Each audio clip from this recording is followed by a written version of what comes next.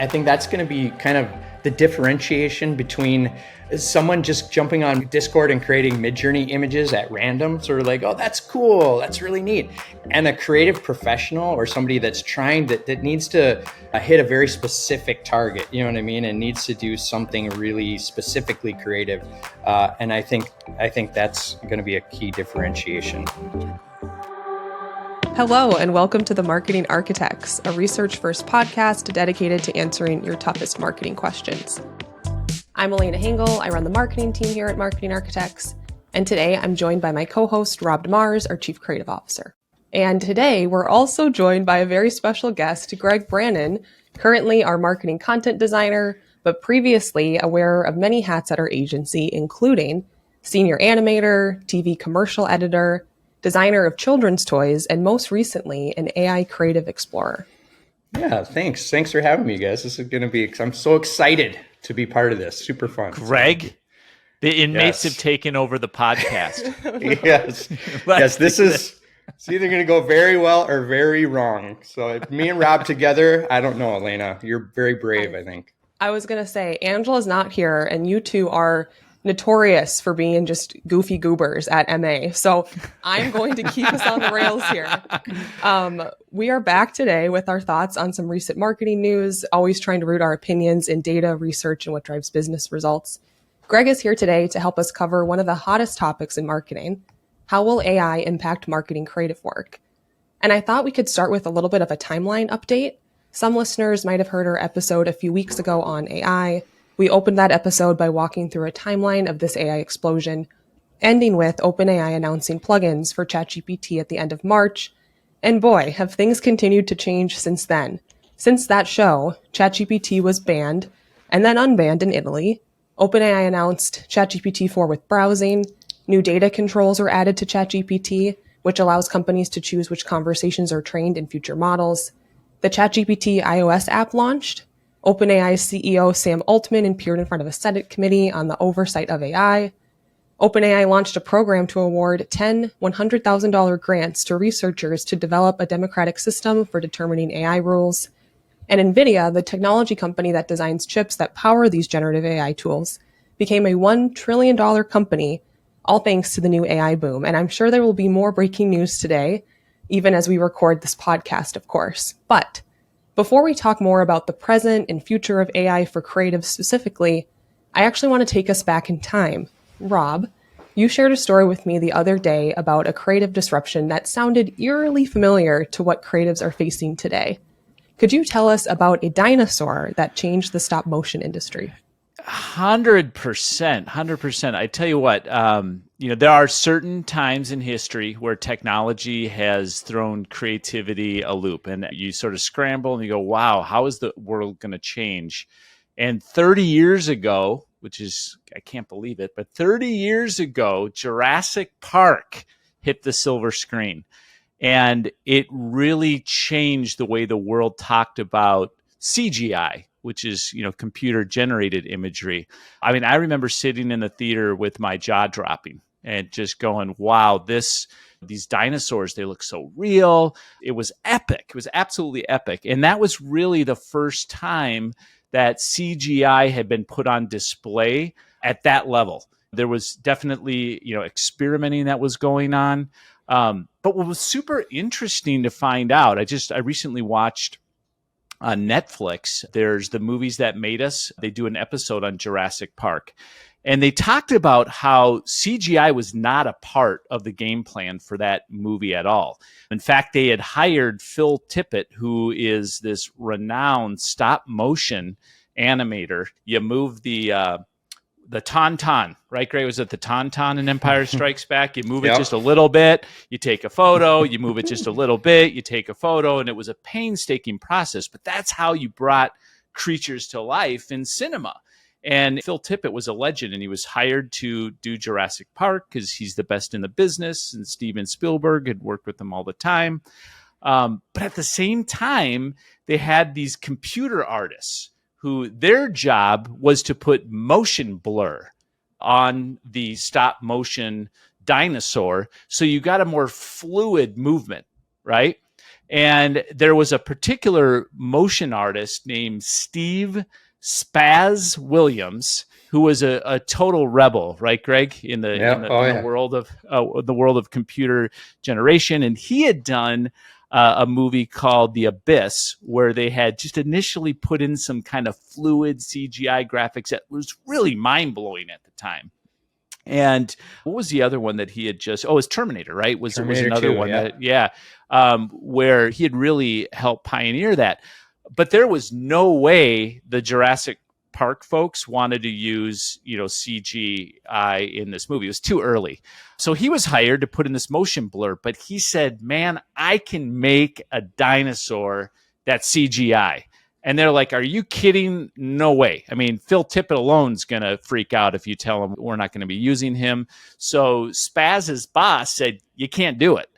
But Spaz, who apparently was very legendary for using his middle finger with managers, I think he got fired. I think he got fired from ILM like 3 times.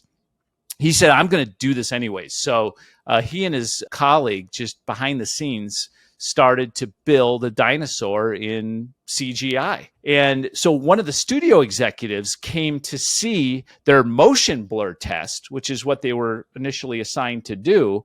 And, unknowing to their boss, when she walked in the room, he hit the play button on this CGI dinosaur running across the screen, and she absolutely flipped out. And she's like, "How did you guys do that? What did you guys do? Like, I have to bring in Spielberg and Lucas, who always looked at stuff with Spielberg." And they showed a more formal test after that of this running dinosaur. And I think it was George Lucas that actually cried during it. And he said, "This is going to change everything." And from that point on, it became a CGI movie, and obviously it's history from there. And Phil Tippett, which is almost kind of sad, was quoted as saying, "I am now extinct." And they actually put that in the movie. So if you watch the movies they made, it was really interesting. So if you want a deeper backstory on that, you can listen to watch Jurassic Punk as a documentary on Spaz. It goes really deep into his story. But it's an amazing tale when you think about what we're going through right now with AI, because it's really uncomfortable. I think it was really uncomfortable for the stop motion folks to go, "Wow, we're moving into this new era. What does that mean for me?" You had people that were heavy into animation or heavy into stop motion that actually made the transition into digital. But creatively speaking, it was a pretty uncomfortable time, and we're seeing that again with AI.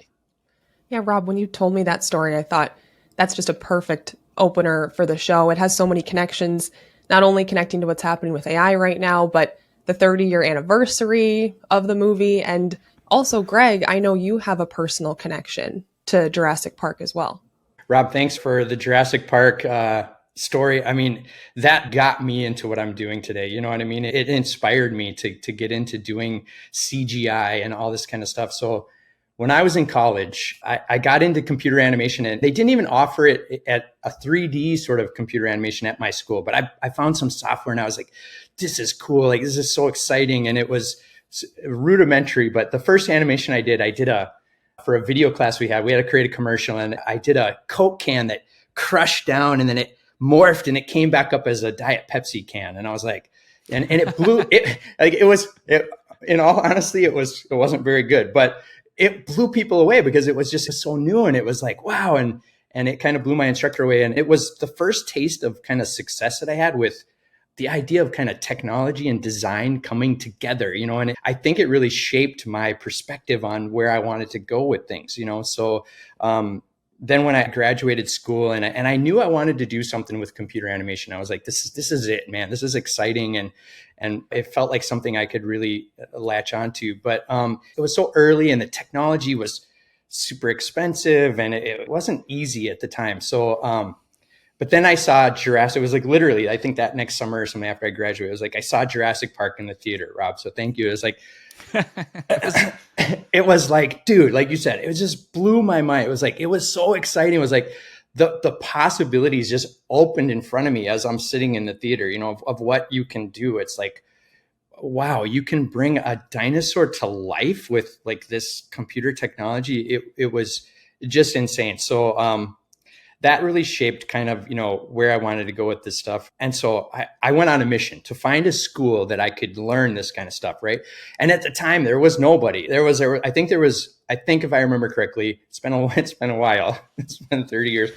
But I think only 2 schools at the time had the software and the hardware to do this stuff. It was Silicon Graphics computers running on, or Softimage was the name of the software. And it was just cool to say Softimage, it's like, that's a nice name. It's a great name. You know what I mean? It was a French company, and you had to say it like that but it was so, you guys, it was like, I got into that and I got into that school, and I actually interned there so I could help just so I could help them set up the computers. I'm like, I need to do this. And I helped them set up all the classroom computers, all this kind of stuff. So it was a magical time. I just remember this feeling of all of it just being magical. Like the idea that I can breathe life into something like a dinosaur or anything, creature, bring it to life like that. And that's how I feel today with kind of the AI stuff. It's the first time in a while, that I felt that magic, like, wow, this is magical stuff. So it's kind of exciting. Yeah, and Greg, thank you. That's why you're here today, is to talk about this magical moment of AI and how it's also another defining moment for creatives. And I'd love to get into sort of the meat and potatoes of this discussion. And to set the stage, I wanted to share a quote from a recent Harvard Business Review article.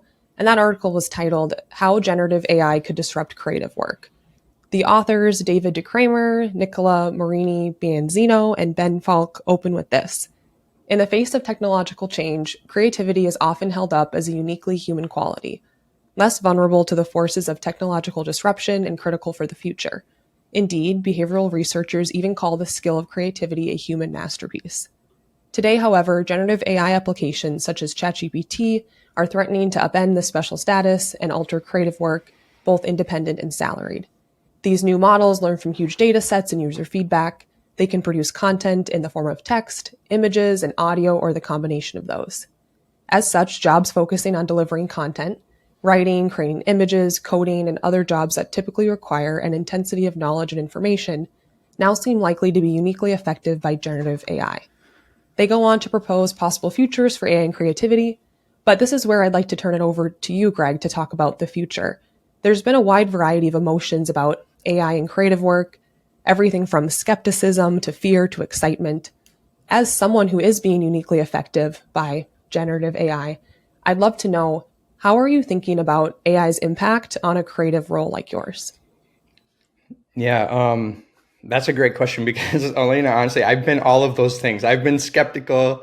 I've been terrified at times, like, oh my gosh, when you see some of the stuff that's being done. But I think at the end of the day, mostly I've been excited, like, I think that's where I've landed, is just this excitement about the magic of it all is just really cool. I think, like, I feel like the tools that I'm seeing and experimenting with are already changing the way I work and what I see as possible, and that's exciting to me. I feel like, I guess it's pretty natural to me in some way, because like I talked about earlier, it's like I started in school and found this place where I liked technology and design together. And so it feels right now like a natural extension. The stuff I've been doing, it just feels like, wow, that was great. Like, I'm just super excited about that. And I think, honestly, we're going to still have a place where we want art directors and designers and editors and artists in general. But I think, I don't think that it changes that. I think that what it changes is what's possible for these people. You know what I mean? For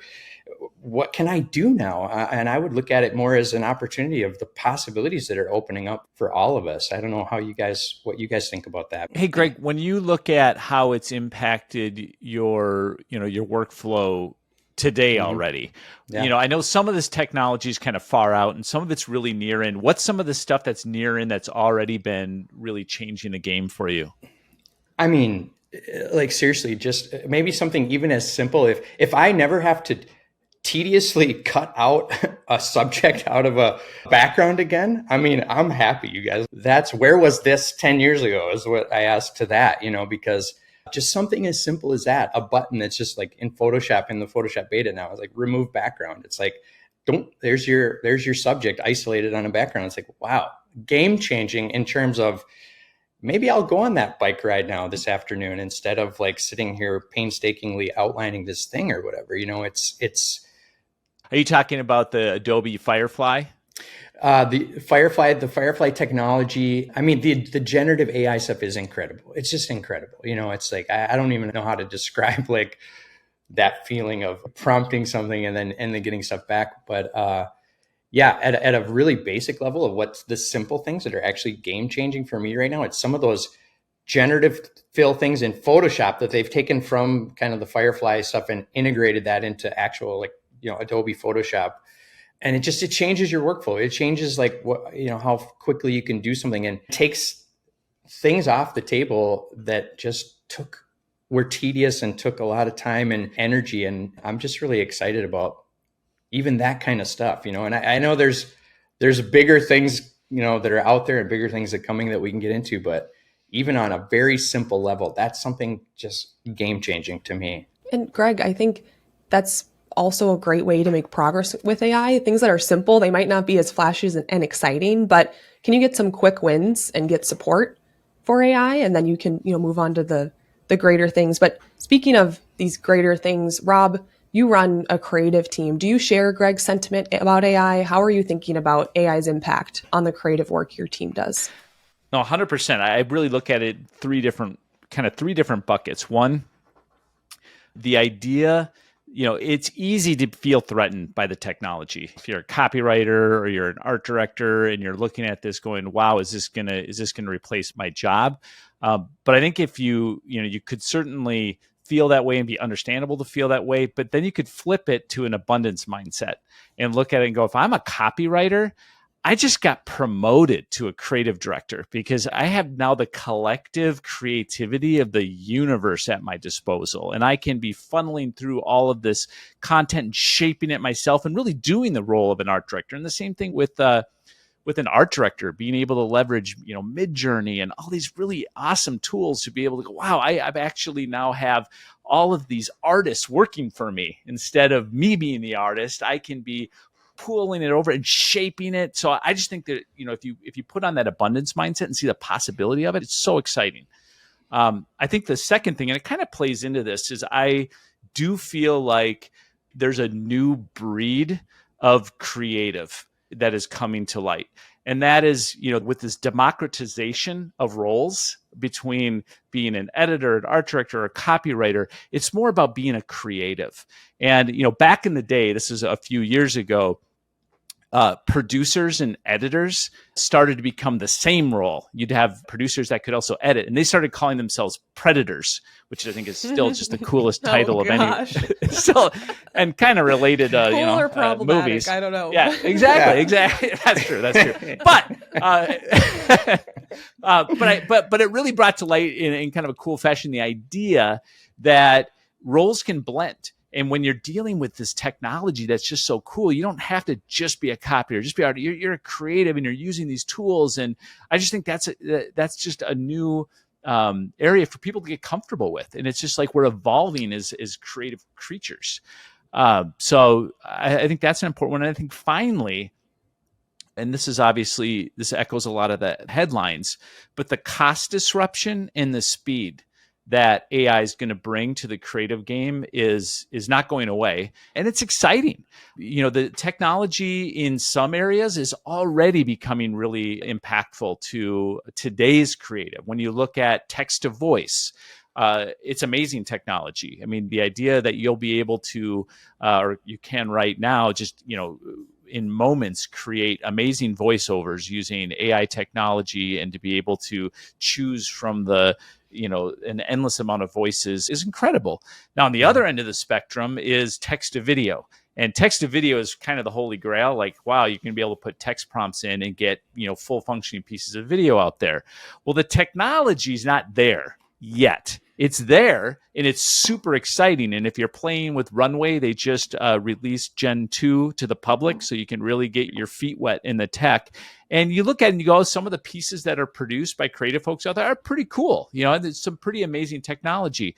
But wow, the exponential development of this technology in a year from now is going to be mind-blowing. when you just look at how fast this stuff is changing. I mean, Greg, a different example would be Midjourney, right? How many versions are they on now? Is it I think five it's versions? 5.1, I think. Maybe it's 5.1. Yeah. Yeah, 5.1.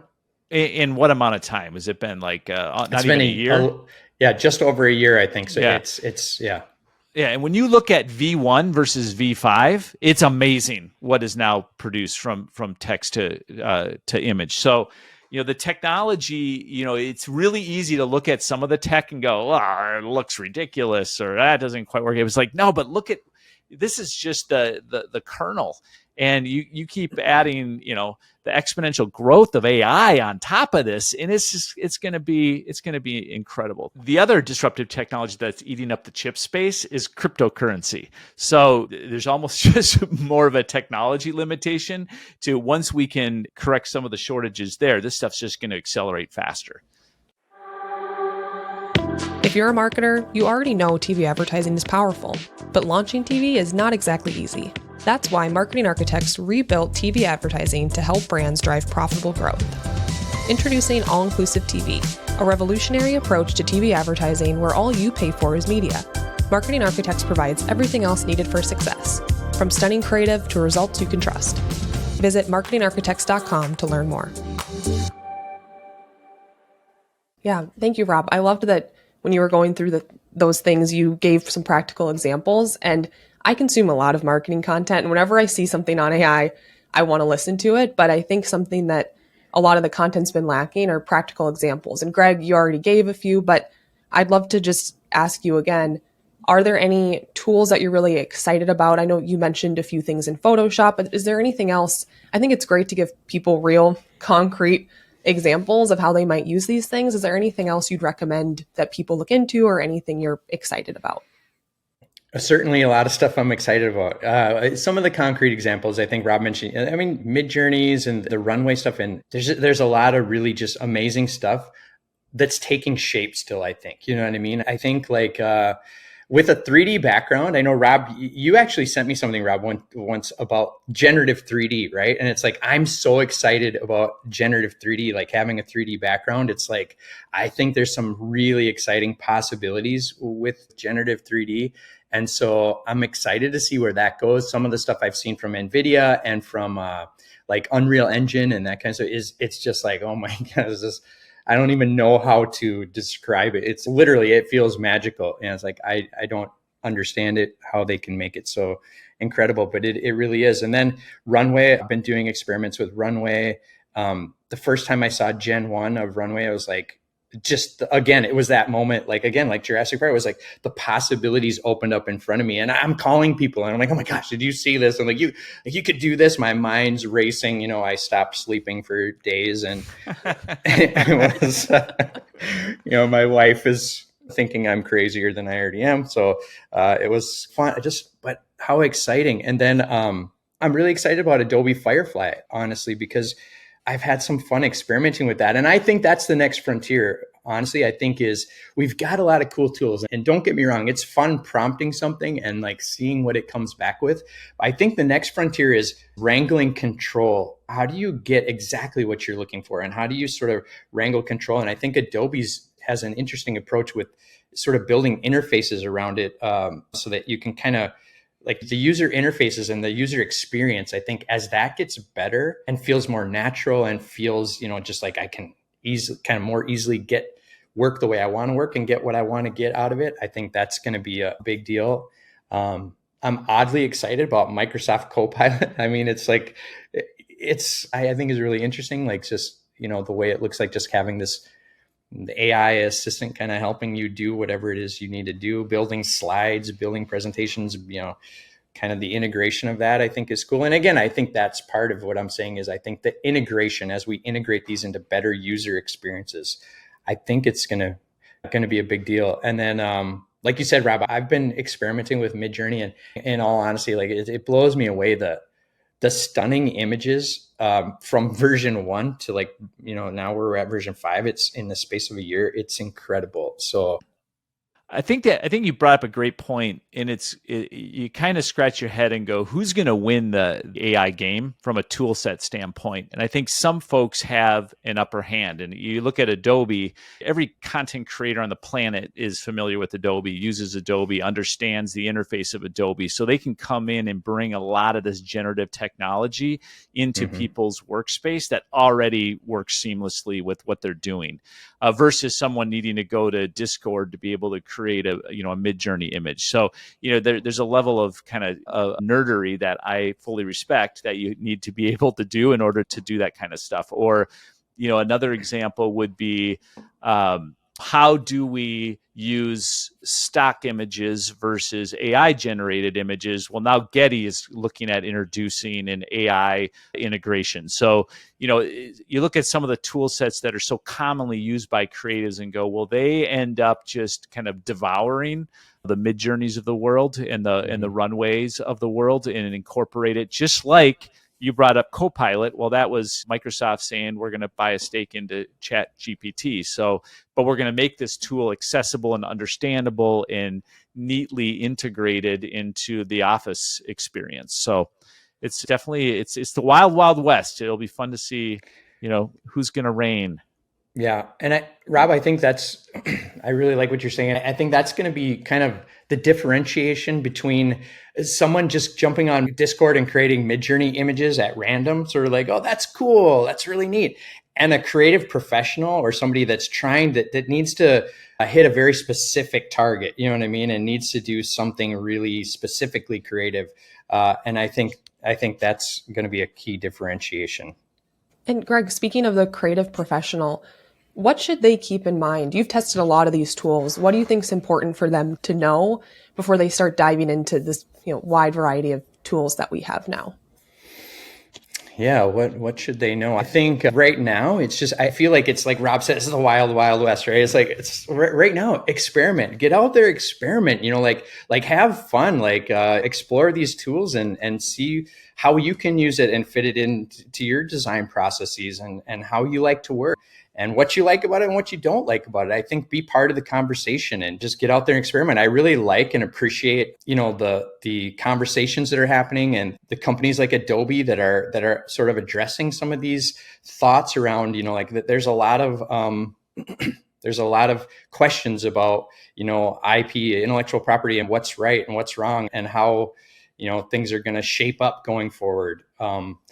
So I just think, experiment right now and see how you feel about it and keep the conversations going and just have fun. And ultimately, I think at the end of the day, it's just, like you mentioned this, Rob, the abundance mindset. And it's like, I kind of looked at it like that too. I'm like, there's an idea that I could kind of take this scarcity and kind of, shrink and sort of be afraid of it and whatever, or I can look at the abundant possibilities that are opening up, right? And be part of that and see how I can make use of this and be part of this. And so that's kind of where I've gone with it. And yeah, there you go. Greg, I love your perspective on AI and just the energy that you bring to the company and that you've brought to the show. So I'd like to give you the final word here. Do you have any final pieces of wisdom? You've already delivered so much, but anything, wisdom anything to leave us with? Yes. Wisdom.